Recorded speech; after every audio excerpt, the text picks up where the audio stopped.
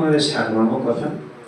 তো বিশ্বাসীদের জন্য কোনো দলিল লাগে না, বিশ্বাসী যথেষ্ট। আর অবিশ্বাসীদের কাছে যতই দলিল দেওয়া হোক না কেন, সে অবিশ্বাসী করবে।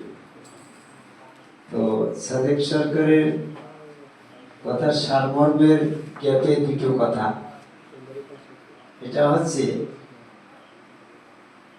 আল্লাহ আর রসুল, কিন্তু জ্ঞান দিয়ে হচ্ছে না। আমরা যত ওয়াজি করি, ওয়াজ তো জ্ঞানের কথা নাকি? জ্ঞান দিয়ে আল্লাহ পাওয়া যাচ্ছে না, জ্ঞান দিয়ে রসুলও পাওয়া যাচ্ছে না। তাহলে জ্ঞান এবং এই শোনা ওয়াজ এ দিয়ে আল্লাহ রসুল দুটোর একটা ওয়াজ আছে।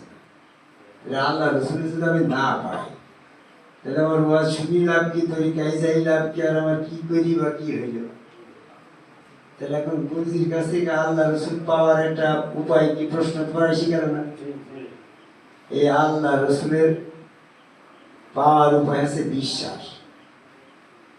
বিশ্বাস না করে তুমি রসুলও পাবা না, আল্লাহও পাবা না।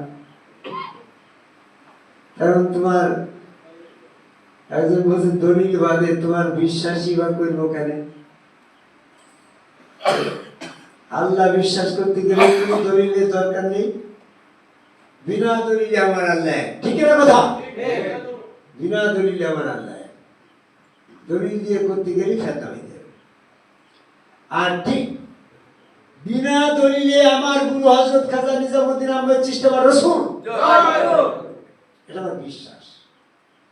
আর তোমার বিনা দলিলে তুমি বিশ্বাস করলে আমি কি তোমার মতো পাগল নাকি বিশ্বাস করব? বিশ্বাস বাদে যদি কেউ রসুল পেত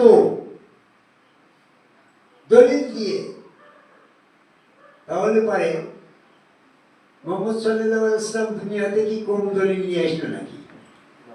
দলিলের বস্তা নিয়ে আসলো।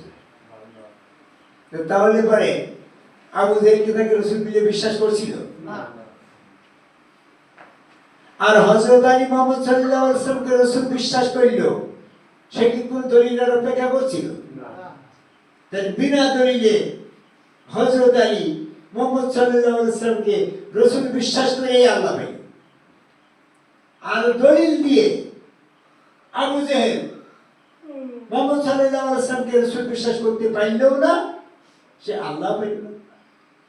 বর্তমানে আমার নসিহত হচ্ছে, যার যার গুরু তার রসুল তোমার বিশ্বাসের ব্যাপার।